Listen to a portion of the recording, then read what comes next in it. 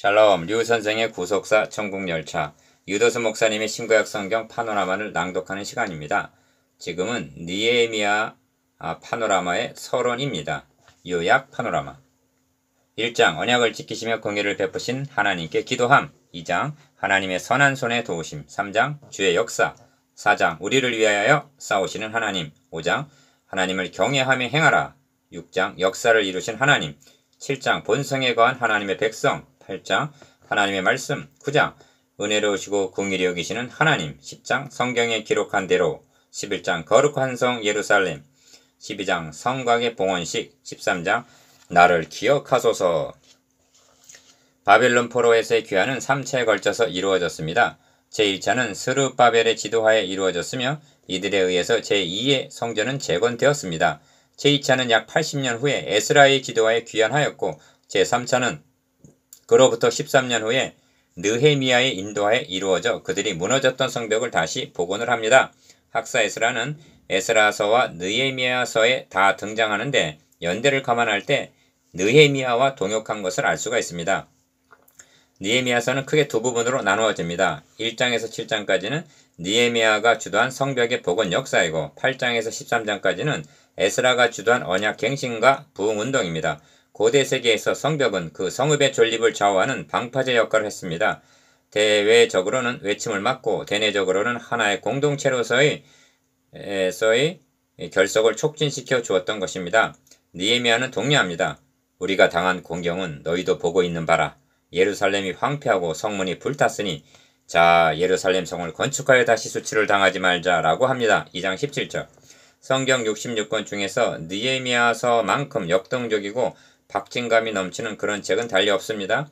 느헤미야서는 우리에게 용기를 주고 도전하게 만듭니다. 느헤미야는 상상을 초월하는 대내외적인 방해와 반대를 무릅쓰고 악정고투 끝에 52일이라는 최단 시일 내에 성벽 복원을 완성합니다. 여기서도 에스라서에서 역사하시던 여호와의 선한 손은 일을 하십니다. 하나님의 선한 손이 나를 도우셨다고 느헤미야는 증언합니다. 2장 8절 18절.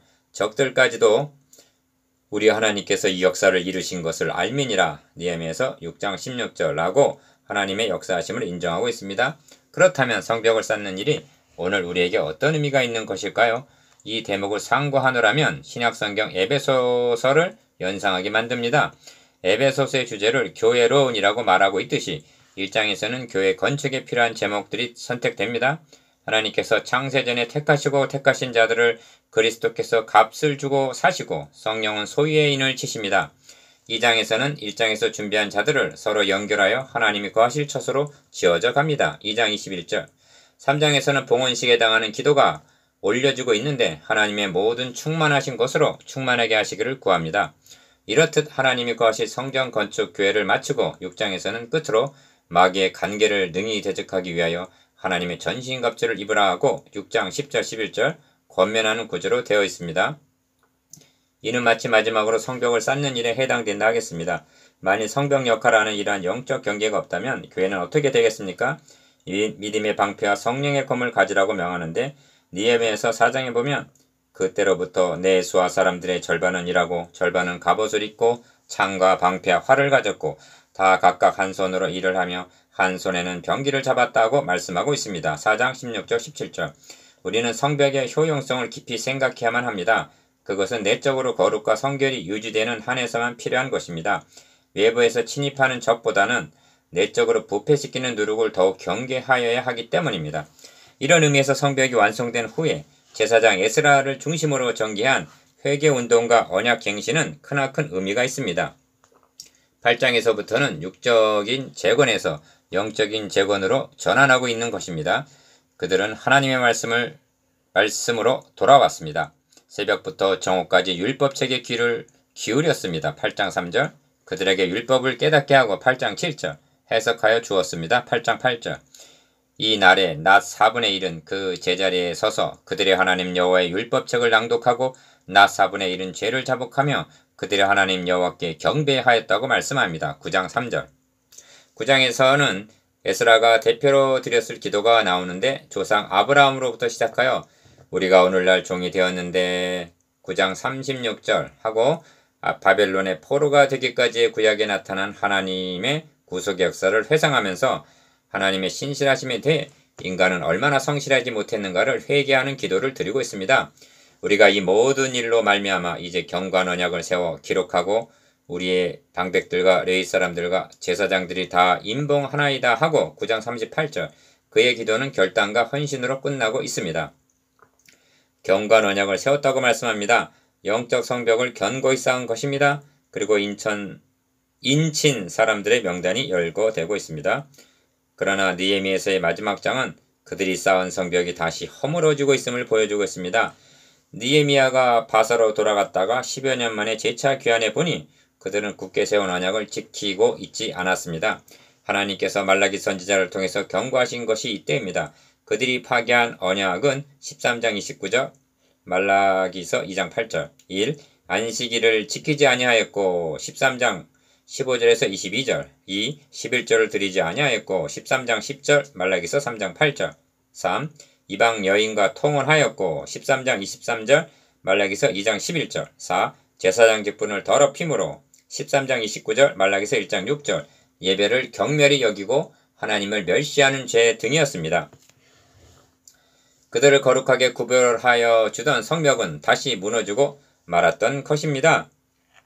느헤미야서는 내 하나님이여 나를 기억하사 복을 주옵소서 하고 마칩니다. 13장 31절. 무슨 뜻입니까? 자신의 계획의 수고가 헛된 대로 돌아가지 않게 해달라는 탄원입니다. 성경은 말씀합니다. 이 땅을 위하여 성을 쌓으며 성 무너진 데를 막아서서 나로 하여금 멸하지 못하게 할 사람을 내가 그 가운데서 찾다가 찾지 못했다고 말씀합니다. 에스겔서 22장 30절. 느헤미야뿐만이 아니라 인간 누구도 성 무너진 데를 막아서기에는 역부족인 것입니다. 그러므로 자기 팔로 스스로 구원을 베풀며 하고 이사야서 59장 16절 하나님이 친히 나서신 것입니다. 이때 세움받은 말라기 선지자는 내 이름을 경외하는 너희에게는 공의로운 해가 떠올라서 치료하는 광선을 비추리니 하고 말라기서 4장 2절 우리의 시선을 느헤미야에게서 그리스도에게로 옮기게 해줍니다. 그날에 유다 땅에서 이 노래를 부르리라. 우리에게 견고한 성읍이 있으며 여호와께서 구원을 성벽과 외벽으로 삼으시리로다. 이사야서 26장 1절 예수 그리스도만이 성이 무너진 데를 막아설 중보자가 되십니다. 에스라서에서 성전이 중건되고 느헤미야서에서 성벽이 복원되는 것으로 구약의 역사가 끝맺고 있음은 시사해 주는 바가 큽니다. 구약의 성도들은 대외적으로는 외침을 막고 대내적으로는 선민으로서의 거룩을 지키면서 오실 메시아를 대망해야만 했고 신약의 성도들은 외적으로는 마귀의 계계를 대적하면서 내적으로는 서로 사랑하면서 다시 오실 주님을 기다리는 것입니다. 여러분, 이 종말론적인 시대에 유일한 소망으로 남아있고 최후의 보루인 교회의 성벽이 붕괴되고 있지는 아니합니까? 당신의 마음을 지켜줄 성벽은 어떻습니까? 당신의 가정은 안전합니까?